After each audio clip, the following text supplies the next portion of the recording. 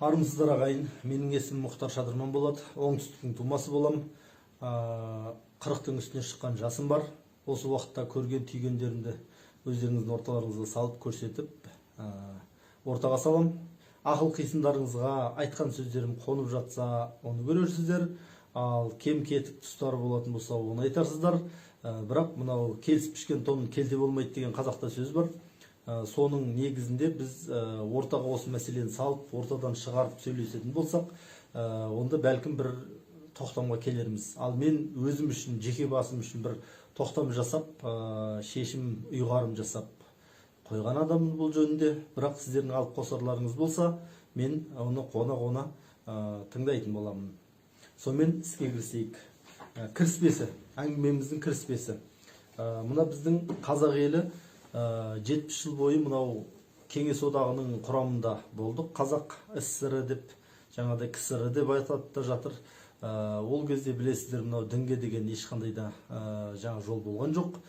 Құдай жоқ деген атеистік, коммунистік жаңағыдай идеология болды. Сонан соң мына тәуелсіздік жылдарымен біздің дініміз қайта келіп, қуанып, қауышып жаттық. Сонда ойлағанбыз, енді мен жеке басым ойлағанмын, осы ата бабамыз намаз оқыды, бәріміз намаз оқып, осы ислам дінімен жүретін болсақ, онда біз екі дүние бақытына жетеді екенбіз ғой деп.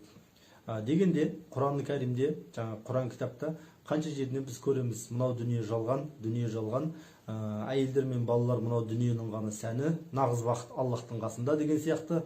Сонда ой туады, адам мысалы өзі жалындап жанып тұрған жас, жаңағыдай жұмыс істеп бір ұшақ ойлап тауып сүңгуір кеме, болмаса бір электроникалық құралдар ойлап табайын десе, жаңағыдай ой келеді, бұл жалған дүние үшін тырысып не керек, одан да Құранымды оқып, неғұрлым мешіттен шықпай көбірек жаңағыдай бір сауапты істер, қайыр садақалар бермеймін бе деген. Сонда қарап отырсаңыз, мен қаншама жастарды көріп жатырмын. Мен өз басым 98 жылдан бастап намаз оқыдым 2018-ге дейін. Ал оны намазды тоқтатқан себебім, мен жалпы өз басым мынау мұсылман дінін қойып, өзімнің байырғы ата-бабамның наным сеніміне көштім деп ойлаймын. Ал өйткені өздеріңіз білгендей, мынау ислам діні, мұсылман діні, бұл бізге сырттан, араптан әкеліп қосылған дүние. Ал енді мен осы дүние туралы өзімнің жиған тергенімді айта кетейін. Соған қарап, ары қарай жаңағыдай төменде комментарийлерге жазарсыздар ойларыңызды. Жаңағыдай қазақта сөз бар, жаңылмайтын жақ жоқ, сүрінбейтін тұяқ жоқ дейді. Айтқан сөзімнің қателері, кемшіліктері басқалар болуы мүмкін. Бірақ менің өтінішім, әрқашанда менің айтқан сөздерімді саралайтын кезде әркім өзінің ақыл санасын миын қосса екен, жаңағыдай қатып қалған догмалық нәрселерді бір шетке кішкене ысыра тұрып, бәлкім ол біздің догма деп қатып қалған деген нәрсеміздің өзінде бір өзгеріс бар шығар деген, оған да бір кішкене жол беріп қойсаңыздар екен. Өйткені қазір мен жастарды жаңағыдай көп көріп отырмыз ғой. Мынау дінге келеді да, сосын барлық нәрсені шариғат тұрғысынан қарайды. Мен өзімде кезінде сондай болғам. Барлық нәрсені шариғат тұрғысынан қараймын. Ән салып жатсам, мысалы үшін концертке барайын десең ойланасың, мысалы шам намазы қаза болады әдетте. Мысалы үшін даже құптанға дейін кіріп кетеді, сонда ойлайсың, шам намазын қаза қылатындай нәрсе болатын болса, ол нәрсе, значит, ол Аллахтың қаламайтын нәрсесі шығар. Ол концертке барудың не қажеті бар? Ол жерде мысалы үшін айтады, мысалы музыка деген адамның пейіл ниетіне қарай болады дейді да. Мысалы үшін егер жақсы пейілмен айтатын болса, жақсы ниетпен айтатын болса, ол музыка адал дейді. Ал егер жаман ниетпен айтса, ол музыка арам дейді. Мысалы үшін бір адам халық жиналды, жақсы пейілмен бір жақсы әнін айтып отырды. Сөйтті да бір әдемі келіншек келді. Сөйтіп ана адам ойы бұзылды да әдемі келіншекті көріп, сөйтіп осыны айналдырып алайын деп, оны мақтап бір екі ән салып жіберді. Мысалы үшін қарап отырсаңыз, бұл жерде адам пейілі қашан бұзылды, ол адамның өзінің пейілінің қашан бұзылғанын өзі біліп отыр. Ал бірақ анау адамдар білмей отыр ғой. Олар ойлап отыр, бір халық әнін салып бізді керемет құйқылжытып отыр дейді. Мысалы үшін мен бұны шариғат тұрғысынан айтып отырмын. Ал жалпы бұл музыка деген бір өз таласты мәселе. Мысалы бұл жөнінде де көп пәтуалар шығарып, әртүрлі имамдарға қарай, мысалы мұсылман елдерінде сол өздерінің имамдарының настроениесіне, көңіл күйіне қарай болады. Харам қылғысы келсе, харам қылатын аят хадис тауып береді. Халал қылатын болса, халал қылатын аят хадис тауып береді. Былайша айтқанда. Ал енді мен сізге, бізге үйреткен ислам діні нені айтады? Мынаны қараңыз.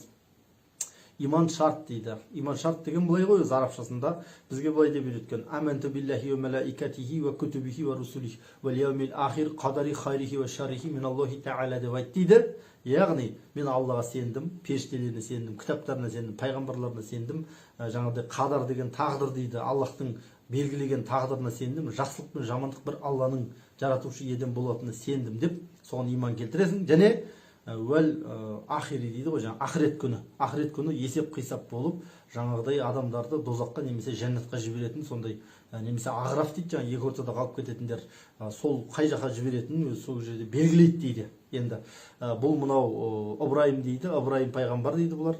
Ыбырайым пайғамбардың өзінің жаңағыдай негізін салған осы жалғыз құдайлық дін дейді. Жалғыз құдайлық діндегі мынау христиандар болсын, яһудилер болсын, жаңағыдай олардың барлығында негізі осы негіз алынады. Ақыр заман болады, сол кезде Құдай бәрін есебін береді деген. Сонда енді қараңыз, Алланың біз құлымыз дейді. Мұсылман діні айтады, біз Алланың құлымыз дейді.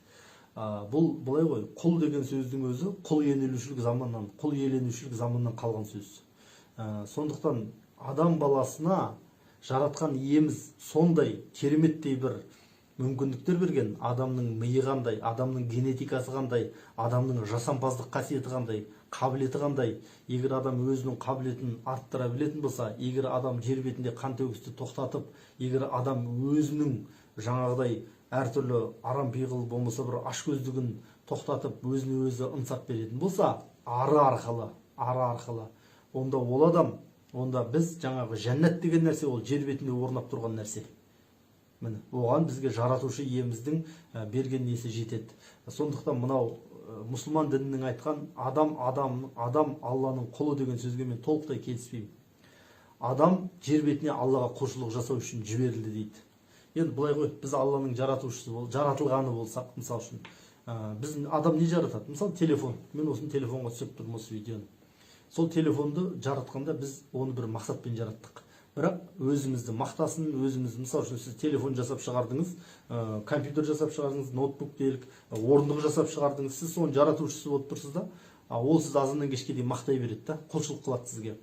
Ол дені сау адам айтады, маған құлшылығың керек жоқ. Өз тірлігіңді өзің істе, жаңағыдай өзің міндетің телефон ба, телефон қызметіңді атқар. Ал маған сенің ол азаннан кешке дейін қылып жатқан зікірің де, құлшылығың да, басқаның да керек жоқ дейді. Бір мақтау сүйер, даңғаза біреу болмаса. Сондықтан Құдай бізден зікірді қалайды, Құдай бізді жер бетіне жаңағыдай мынау не жасау үшін, құлшылық жасау үшін, өзіне құл болу үшін түсірді деген нәрсеге мен толықтай келіспеймін. Менің атым Мұхтар Шадырман, Шымкент қаласының тұрғыны боламын. Сонан соң ғайыпқа сену керек дейді. Мысалы үшін адам өлген кездегі жаңа қабір азабы болады дейді. Осы ақиретте енді оның бәрін ешкім кім көріп кепті деген сөз бар қазақта. Сөйтсе енді айтып жатады арасында. Сөйтсе айтады, сен егер Аллахқа шәк келтірме, Аллахтың иманына, Аллахтың шариғатына шәк келтірме, сен оған көмес нәрсеге, көрмеген нәрсеге сенуің керек дейді. Мына ислам діні солай үйретеді. Мына жерде мынандай бір сұрақ. Мысалы Құран Кәрімде мен сіздерге осы жазғанда бір жерден көрсеңіздер болады. Мына Құран Кәрімде былай деп жазылған. Ибрахим пайғамбарға жаратқан иеміз Алла тағала дейді. Олар айтады, мына мұсылман дінінің өкілдері айтады, не жіберді дейді, пайғамбарлық жіберді. Сонда Алла тағала оған айтты дейді: ей Ибрахим, мен өліні тірілтемін деп айтты дейді. Сонда Ибрахим пайғамбар дейді, оған айтты дейді Аллахқа: ей Аллах, қалай тірілтетіңді маған көрсетші, мен саған сенем, бірақ көңілім орнына түссін дейді. Мына Халифа Алтай Ғақапұлы аударған мына біздің қазақша Құран Кәрім мағына және түсінігі деген қоңыр кітап бар. Міне сол кітаптың ішінде осы түсіндірмелер жазылған. Басқа тәпсірлерде де бар бұл, осы Құран тәпсірлерінде. Сонда қарасаңыз не дейді? Ибрахим айтады: мен сенің өліні тірілте алатыныңа сенем дейді. Ибрахим айтады: бірақ көңілім орнысын көрсетші дейді. Сонда дейді, Алла тағала айтты дейді: 4 түрлі құсты сойып, еттерін араластырып 4 жерге көм, сонан соң олар шақыр дейді. Сонда Ибрахим дәл солай істеді дейді. Сөйтіп ана шақырған құстардың бәрі жинала қалды дейді. Сонда ол Аллахтың құдіретіне көзі жетіп, өліні тірілтетініне ол толық сенді дейді. Яғни мына өлгеннен соң тірілу деген ол иман шарттың ішінде тұр. Мына жерде уәл ахири деген екен, ақырет күніне иман келтір дейді. Оның артында айтып кетеді жаңағыдай уәл бәъси бәъдәл мәут дейді. Өлгеннен кейін қайта тірілуге сен сенуің керек дейді.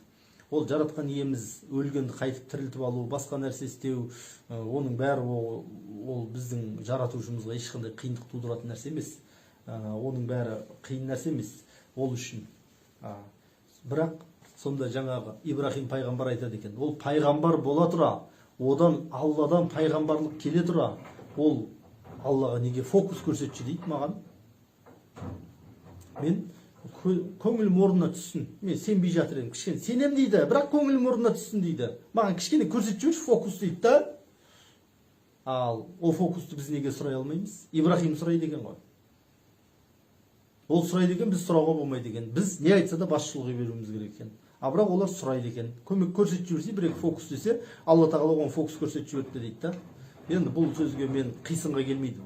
Қазақта бір сөз бар ғой, мынау қисын деген сөз бар. Ол мынау адам өзінің басы арқылы жан-жақтағы нәрселерді, болып жатқан оқиғаларды аналогия жасайды, анализ жасайды, зерттейді, көреді, салыстырады деген дейді. Ал қашан болып жатқан нәрсе сіздің мына жеріңізге сай келмей ма, миға қонбай жатыр ма, оны ашық талқыға салып, басын ашып алу керек деп ойлаймын мен. Жаңағыдай не десе де басшылығы бермей. Сосын былай дейді, ғайыпқа сен дейді. Яғни ғайыптың бар екеніне ешкімнің күмәні жоқ. Бірақ дәл мынау арабтардың айтқанындай, бұлар енді Мұхаммедті біздің пайғамбарымыз деп отыр. Мен өз басым Мұхаммедті арабтың бір данышпан шығар, данышпан бір кемеңгер тұлғасы, арабтарға еңбек сіңген адам деп білем өз басым. Ал бірақ бүкіл адамзатқа келіп осы ислам шариғатын жайсын деген оған миссия берілді дегенге өз басым сенбеймін. Неге дейсіз ғой? Мысал үшін айталық, сіз дәрігерсіз. Дәрігерсіз, міне қазір коронавирус жүріп жатыр. 2020 жылы 10 сәуір бүгін. Коронавирус жүріп жатыр. Сөйттіңізде бір ауруханада 10 түрлі ұлттың несі бар, дәрігері бар. Сөйтті де коронавирусты қалай емдеу туралы сіздерге араб тілінде ғана не келді? Араб тілінде ғана нұсқаулық келді. Мысалы үшін да, жаңағыдай назначение дейді ғой, дәрі жазып беру, рецепт жазу, оған қандай жаңағыдай әртүрлі іс-қимылдар жасалу керек, қандай қатаң мынандай карантиндік шаралар сақталу керек, оның бәрі арабша келді сізге. Сонымен бір араб аударып берді оны. Мысалы үшін қазаққа қазақшаға аударып берді, орысқа орысшаға аударып берді, түрікке түрікшеге аударып берді, қытайға қытайшаға аударып берді. Сөйтіп бір кәрісті жақтырмайды еді, оған қисық қылып аударып берді. Ал ол басқа нәрсе істеді. Сөйтті де ана жерде зиян тиіп жатыр адамдарға. Мысалы үшін да. Міне қараңыз. Сонда әр зиян тимес үшін әр ұлттың дәрігеріне өз тілінде анау нұсқаулықты ұсыну керек. Сол нұсқаулықты өз тілінде алып оқып, өз тілі бойынша ол соны істеп, сонда қателікке ұрынбайды. Ал арабтан келген бір сөзді алып алып, бір кітапты алып алып, жұрттың бәріне осы сендерге былайша айтқанда міндет, осы сендерге обязаловка деген ол бізге түктен міндет емес ол. Мысалы үшін Құран оларға неге түсті десең, арабтар азғындап кетіп еді дейді. Неге десең, қыздарын тірідей көметін еді, қатындарын жаңағыдай подаркаға беріп жіберетін еді, сосын құлдарды, күңдерді күңдеп білгенін істейтін еді. Ана жерде жаңағыдай қағба дейді, өздерінің жаңағы төрт бұрыш қара тастары бар, соны айналады. Ал енді соған жаңағыдай малдың еттерін, сүйектерін іліп білгендерін істеп кететін еді дейді, Аллаға серік қосатын еді дейді. Енді былай ғой, оларда арсыздық көп еді дейді арабтарда. Соларды тазарту үшін дейді, Алла тағала Мұхаммедті пайғамбар қылып жіберіп, Құранды кітап қылып жіберіп, Мұхаммедтің хадистерімен өмір сүргізді оларға дейді да. Енді араб азған болса, оның қазаққа не қатысы бар?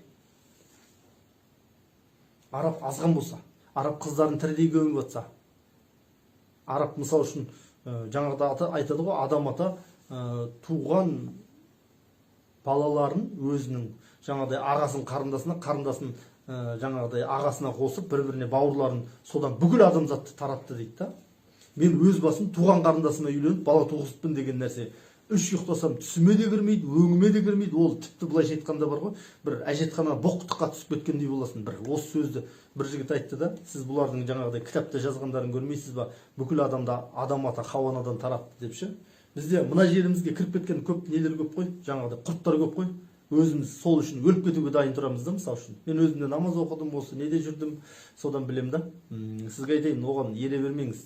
Адам атадан бүкіл адамзат тарапты мыс. Ол тақырыпты бөлек қозғауға болады. Жалпы мен мына жердегі қисынға қонбайтын нәрселерін айтып жатырмын да, бұл арабтардың жаңа Аллаға сен деген. Сосын айтады, Алладан қорқ дейді. Алла сені қай жерге барсаң да көріп тұр дейді да. Қазақ айтады, ажалдан қорықпа, арыңнан қорқ деген. Қазақ айтады, соттың ең күштісі ар соты дейді. ар соты дегеніміз мына сен өзіңді соттайсың. Бұлар айтады жаңа иман шартта періштелер сен жазып отырады дейді да, оң жағыңдағы жақсыны жазады, сол жағыңдағы жаман істегеніңді жазады дейді.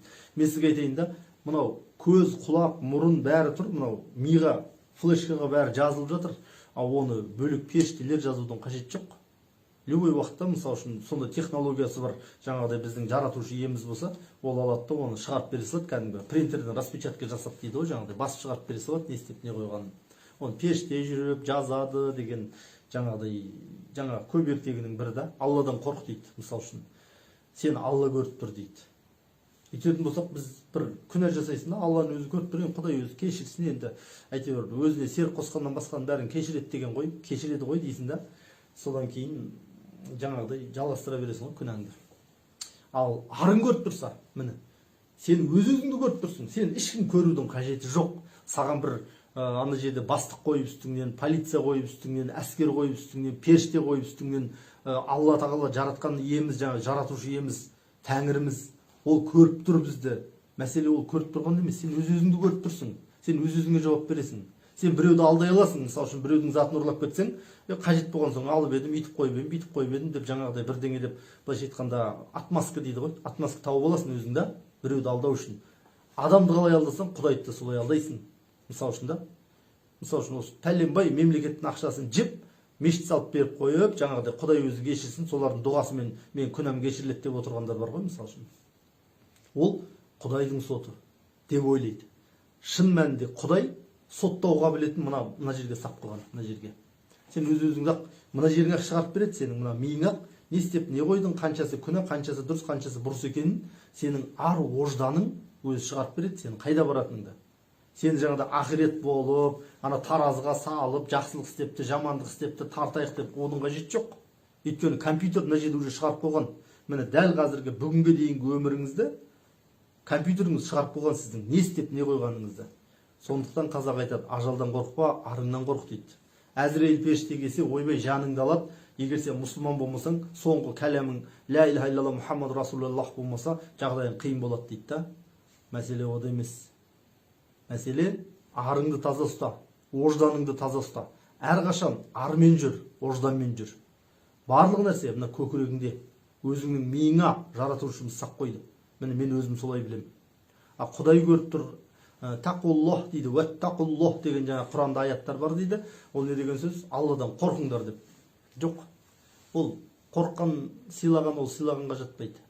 Ал ожданмен біліп сыйлаған, міне сол сыйлағанға жатады. Періштелерге сеніңдер дейді, жаңа айтып кеттік. Кітаптар дейді. Кітаптарына сен дейді. Жаратушы иеміз кітаптар жіберген. Былай ғой. Мынау Тәурат, Забур, Инжил және 4-ші кітап Құран. Алдында заманына қарай пайғамбарларға кітаптар жіберіліп отырған, соның жаңағыдай соңғысы да дұрысы, толықтырылғаны, дінімізді мүкәммәл етіп түгендегені ол Құран кітап дейді. Мысалы үшін Құдайдан 4 кітап келді дейді. Не сұрақ? Неге 4-еу? Неге 3-еу емес? Неге 2-еу емес? Неге 5-еу емес? Неге 1-еу емес? Не Құдайдың құдіреті бірақ кітап жазып, соны бүкіл дүние жүзінде бүкіл неге дейін өзгермейтін қылып істеп тастаса болмас па еді не? Құдайдың оған шамасы келмей ме не? Келеді. Ал неге 4 кітап? Ал енді мына Құран кітап дейді. Ішін қараңызшы, ашып оқыңызшы өзіңіз. Ішіндегі мен сізге адамдардың аттарын айтайын. Мұса, Ибрахим, Иса, Яқуб, Сүлейман, Дәуд. Тағылар көп. Сізге айтайын, бәрі Бәни Исраилдің, еврейдің балалары. Бәрі еврейдің балалары. Мұхаммед қана арабтың баласы. Ал араб пен еврей деген ол қазақ пен қырғыз сияқты бір-біріне жақын. Мысалы үшін арабтар салам десе, аналар шалом дейді. Кішкене ғана өзгеріс та. Сонда анау Мұса пайғамбар бұлай істеді, Мұса пайғамбар үйтті, Мұса пайғамбар жаңағыдай анда барды, Ибрахим үйтті, Ибрахимді отқа лақтырды, Ибрахимнің елі пұтқа табынып кетті, жаңағыдай, сосын не, Иса пайғамбар, Мәриям ана дейді. Бәрі сол еврей ұлты ғой, еврей ұлты ғой.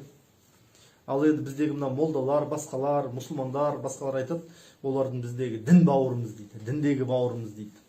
Діндегі бауырың еврейлер болса, мына қазақтарша, мысалы үшін кешегі Мұса пайғамбар өзінің халқын 40 жыл бойы шөл далада бүйтіп анау аса таяғын алып алып көшіп жүрген кезде біздің қазағымыз айналайын мына жақта дүркіреп дүниенің сұлтаны болып тұрды емес па? Ал мысалы үшін ал жаңағыдай арабтар былай дейді да, неғып оларға пайғамбар келе берген десең, олар арсыз ел болғаннан кейін, арсыздыққа көп барғаннан кейін Алла тағала үнемі пайғамбарлар жіберіп, олар тура жолға салып отырған дейді. Былайша айтқанда, анау бұзылған ел да, бұзылған елге жіберілген зат, былайша ауру ел десек, егер сол кезде сондай болған десек, онда былай біз сау елміз. Қазақ елі сау. Ондай қыздардың тірідей көму, олардың істеп жатқан жаңағыдай анау тағы нелер бар, сондай арсыздықтардың бәрін біздің қазақта болмаған ол. Дүние жүзіндегі түрмесі болмаған, жетім балалар үйі болмаған, жетім мен жесірі болмаған жалғыз ел, қазақ елі. Оны мақтанып айтуға болады. Ал қазақ еліне, қазақ мұрасына, біздің қазақ атамыздан қалған мұраға, мынау араптың келіп, мына нәрсені қосып, Аллахқа табынамыз, үйтеміз, бүйтеміз, 5 уақыт намаз оқимыз, жаңағыда ата бабамыз намаз оқыған деп қазір осы бәрін теліп алатын болды ғой. Мысалы үшін бүйтеді, 70 жыл кеңес өкіметі Құдай жоқ деп келді да, кәпір болған үшін Алла тағала олар 70 жылда жоққа жіберді дейді. Қазір бір молдалар, басқалар, уағызшылар айтып жүрсіз, уағызшы көбейіп кетті ғой қазір. Жақсы. Ислам халифаты қайда кетті онда? Кешегі Османлы империясы қайда кетті? Басқа империялар қайда кетті? Жаңағыдай осы ислам дінін ұстап, шариғатпен жүрген олар. Мен басқа Рим империясы деп атқан жоқпын. Ане олар да кәпір болды ма не? Жоқ. Мұсылман бола тұра жоқ болып кетті ғой олар. Иә. Неге? Сонда кеше кеңес одағы жоқ болып кетсе, ол кәпір болған үшін жоқ қылып жіберді. Ислам халифатын не үшін жоқ қылып жіберді онда Алла тағалам? Мысалы үшін, мен Алла тағаланы, жаратушы иемізді, тәңірімізді, біздің құдайымызды, оны жоқ, оған тіл тигізіп, оған қарсы емеспін мен. Мен арабтардың қазаққа, басқаларға келіп алып, бізге кітап түсті, міне біздегі кітаппен жүресің, біздегі кітаппен тұрасың, біз не айтсақ болады, Мұхаммед деген пайғамбар, адамзаттың бәріне пайғамбар дегенге мен келіспеймін. Пайғамбар болса, арабқа пайғамбар шығар, бірақ қазаққа ол қалайша пайғамбар болады? Өйткені тілі басқа, әдеті ғұрпы басқа, дүние танымы басқа, істеп жүрген тірлігі басқа. Ал енді мына араб пен еврей екеуі бір-біріне ағайын екен ғой. Мысалы, арабтың пайғамбары еврейге жүреді десе, сәл мәлкім құлаққа кіреді. Тілдері жақын, туыстығы жақын дегендей. Оны айдалада қазаққа кеп танып қойғанмен мен өзім қосылмаймын. Сосын былай дейді, тағдырға сену керек дейді. Жақсылық пен жамандық бір Алладан болады дейді. Жақсылық пен жамандық осы мына жеріңе байланысты болады. Егер жаман болып, ниетің жаман, пейілің жаман, ұстанымың жаман, қате ойлап солай жүрген адам болсаң, өмірдің заңдылықтарын түсінбей жүрген адам болсаң, онда басыңа жамандық келеді. Және бұл жерде ешқандай да сенің дұғаң да, құрбандығың да ештеңе көмектеспейді. Дұға мен құрбандық көмектесетін болса, осы уақытқа дейін жаңағы жоқ болып кеткен ислам халифатында адамдар дұға қылмады ма не? Мысалы үшін. Болмаса міне Сирияда қанша адам босып жүр. Босқын болып Европаға барып, олар дұға қылмай жатыр ма не? Мысалы үшін да. Бұл жерде басқа нәрсе керек. Бізге де, мысалы үшін, бізде айтады да, мұсылманның қаруы дұға дейді. Мен айтам, мұсылманның қаруы ол білім. Мынау ислам діні де айтады, білім ал дейді. Бірақ білім ал дегенде бұлар бірінші біздің мынау Құран мен хадисті ал дейді. Мен айтам, мынау дүниеде істеуге не керек, соны ал. Міне, осы біздің мұсылмандар мынау бірдеңе десе, мысалы үшін жаңа жамандайды. Қытай ойбай мұсылмандарды қинап жатыр екен, жарайды. Америка жаман, о жақта христиандар адасушы олар. Бізден басқаны бәрі жаман дейді ғой. Мысалы үшін міне, Құран кітапты аш, басқа жерді аш, христиандар адасты, еврейлер адасты, басқа адасты. Енді кім тура жолда десең, біз ғана дейді. Мұсылмандар ғана тура жолда дейді да. А сондай ма? Мен сізге бір қызық айтайын. Мен ғана турамын, қалған адамдар қателесуде деген адам, ол секта ғой. Діни секталарда солай деп үйретеді. Біздікі ғана дұрыс, қалғандардың бәрі адасушы деп та. Ал жаңағыдай діннен шығу жөнінде. Таза шариғат бойынша мүртат деген діннен беті қайтқан адам, діннен қайтып мұсылманнан қайтатын болса, таза шариғат бай халифалардың заманында, Омар, Осман, Али, Әбу Бәкірлердің заманында оларды басын бір-ақ шауып өлтіріп тастаған, мін саған исламнан шығу қандай екен деп та. Білдіңіз ба? Ол таза шариғат, сіз сүйіп, сол Аллахтан түсті деген шариғатыңыз. Былайша айтқанда ол не? Итальянская мафия ма?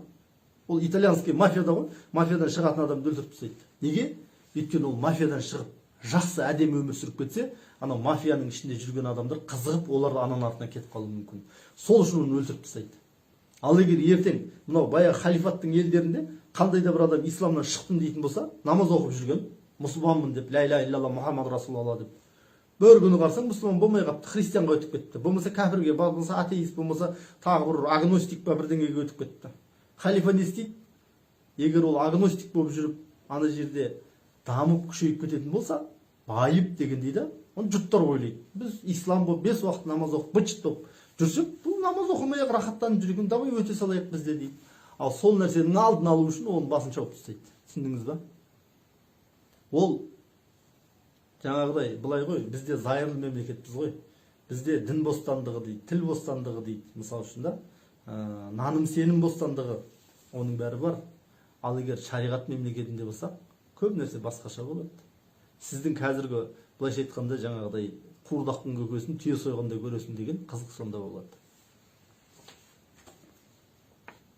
Тағдырға сену, жаңа жақсылық пен жамандық бір Алладан болатынына сену дейді да. Былай ғой, бізде өте көп, мысалы үшін, машинасын қарамай жүреді да, бір жер тақырлап, бір күн дөңгелек ұшып кеткен кезде, ол барып біреудің үйінің бір қабырғасын ба, болмаса үйінің бір шарбағын сындырады. Сөйтіп енді шарбақ сынған адам қапа болып анаған ақшасын төлеп берді, мынандай десе, ол айтады, енді Аллахтың ісі ғой, брат, маған не дейсің дейді да. Аллах солай қалады, солай болды, бәрі Аллахтың қалауымен ғой дейді. Жоқ, жаңағыдай адамның барлық нәрсе өзінен. Ешқандай нәрсені тағдырға, жақсылық пен жамандыққа бөлуге болмайды. Мысалы үшін біздің қазақтың тарихын алайықшы. Қазақтың тарихын алайық. Өлі разы болмайды, тірі байымайды деген бір сөз бар қазақта да. Қазір біздің соңғы 2 ғасырлық тарихты алатын болсақ, қазақ артқа кетіп бара жатыр. Мысалы үшін территория жағынан, тіл жағынан, халық саны жағынан, жаңағыдай басқа көрсеткіштер жағынан. Ал оған не десеңіз, не себеп десеңіз, значит, былайша айтқанда біздің өлеріміз бізге разы емес шығар. Артқа кетіп бара жатырмыз ғой өйткені. Мысалы үшін кеше бір жерден оқыдым, мынау Мақтаралдың 11 совхозы Өзбекстанға өтіп кеткен, әлі қайтпаған, мысалы үшін. Солай ғой, мысалы үшін Омбы, Оренбург деп бәрі өтіп кетті ғой, мысалы үшін да. Енді оны жоқтап жатқан қазақ жоқ. Ол қазір кредиттен баса алмай жүрміз ғой. Енді ақирет күніне иман дейді. Ақирет күні деген сөз қиямет қайым болады, өлгендер қайтып тіріледі, адамдар тыржалаңаш жүреді, сөйтеді да жаратқанның алдында не болады дейді. Есеп, қисап, мизам таразысында адамдардың жақсылығы мен жамандығы тартылады дейді да. Былай ғой. Мысалы үшін мен бүгін 5 уақыт намазды мешітте оқып, 1000 сауаптан алып, 5000 сауап алсам, бір күнә жасап минус 500 болса, сонда мен ұйықтап жатқан кезде түнгі сағат 12-де менің балансым 4500 болады да, 5000-нан 500 алып тастағанда. Ол баланс плюс. Сол сияқты 10 жылдық, 100 жылдық баланстың бәрі калькуляторға жазылып, плюс па, минус па, оның бәрі тұрған нәрсе. Ал оны қайтадан апарып ана жерге таразыға салып біртіндеп өлшеп ол баяғы заманда еді ғой, ол таразымен өлшеймін деген. Қазір мына компьютер не деген, есеп қисап деген, ал адамның миы ең күшті компьютер. Сондықтан жаңа біз айтқан әркімнің ары өзін көріп тұр. Ар деген нәрсе ол есептеп, ождан деген нәрсе. Сіздің плюс-минус балансыңызды шығарып, уже сізді ана жерге барып есептеудің де қажет жоқ. Надо будет аппаратта сразу дозақсың ба, жәннатсың ба, жоқ жаңағыдай. Ал енді былай дейді ғой. Адам кімде-кім кәпір болса дейді, оны Құдай мәңгілік дозаққа салады дейді. Мәңгілік дозақта ол мәңгілік жанат дейді. Иә, Құранда аят көп жаңағыдай. Жахим, Хутома, Хауя деген дозақтар бар, соларға жандырам деп Құранда. Сол қорқытады адамды. Былай ғой, нағыз даналық иесі қорқытуға мұқтаж емес. Нағыз даналық иесі қорқытуға мұқтаж емес. Ал қорқыту деген сөз, ол адамның психологиясы. ол бопсалау деген сөз. Егер сен мұсылман болмасаң, егер сен шариғатпен жүрмесең, егер сен Мұхаммедті мойындамасаң, онда сені отқа жағамыз дейді. Хорошо, мен айтайық, 80 жыл кәпір болып өлдім. 80 жыл кәпір болып өлдім делік. Енді мен қанша дозаққа жанам десем, мәңгі бақи жанасың. Не үшін? Сол кәпір болғаның үшін. Бірақ 80 жыл жақсын жарайды. Бірақ 81 жылға аяқ басқанда мен айтайын да, былайша айтқанда апелляция берейін да, жігіттер, жаңағыдай, мен кешіріңдер енді. Мен көрдім Құдайдың барлығын, шариғаттың дұрыстығын, исламның дұрыстығын көрдім. Мен мәңгі бақи жақпай қойсын, көрдім ғой. Құдайдың мақсаты адамды мәңгі бақи дозаққа жағып рахаттану ма, жоқ, өзінің ұлылығын таныту ма? Мен оның тірімде ұлылығын танымай өліп кетіп едім, өлгеннен кейін оның ұлылығын көрдім, бәрібір таныдым соны мен. Тірімде танымасам, өлімде таныдым. Бірақ енді Құдай маған кеңшілік жасасын да, кешірсін да мені. Жоқ, сен кәпір болғаның үшін мәңгі бақи дозаққа жанасың. Енді қазақта бір сөз бар, білмегенді кешпесең, білгендігің қайсы деген. Ол адамға айтылатын нәрсе. Ал енді жаратқан иеміздің деңгейінде ол ондай нәрсе, ол күлкілі нәрсе. Адамды мәңгілік дозаққа жағам деген сөз. Ал енді күнәһарлар бар дейміз ғой. Мысалы, күнәһарлар бар, басқа бар, жаңағыдай қан төккендер бар, адамзатқа зұлымдық жасағандар бар. Оларға айтады. Мысалы үшін қазақ айтады, өлімнен ұят күшті дейді. Өлімнен ұят күшті дейді да. Егер кімде-кім арсыздық істеген болса, ол ұятқа қалады. Ол абыройсыз болады. Ол абыройсыз болған деген сөз, ол абыройсыз болған адам, ол тірі өлік. Оны дозаққа салып, қайнаған суға салып, бақа шайынға шақтырудың қажеті жоқ. Мысалы, ол абыройсыздық деген төменгі дәрежеге түсу деген сөз. Ол адам аяғы басқысы келмейтін, барғысы келмейтін сондай бір жаман жер, ол дозақтан да жаман. Абыройсыздық, ұятқа қалу деген сөз. Қазақ айтады ғой, ұят өлімнен де күшті. Өлімнен ұят күшті деп отыр қазақ. Ал олар айтады, сенің ұятың фисабилиллах па, Аллах разылығы үшін ба, жоқ, өзіңмен өзің ұялып жатсың ба? Енді ұят иманнан деген сөздер бар, жарайды оны.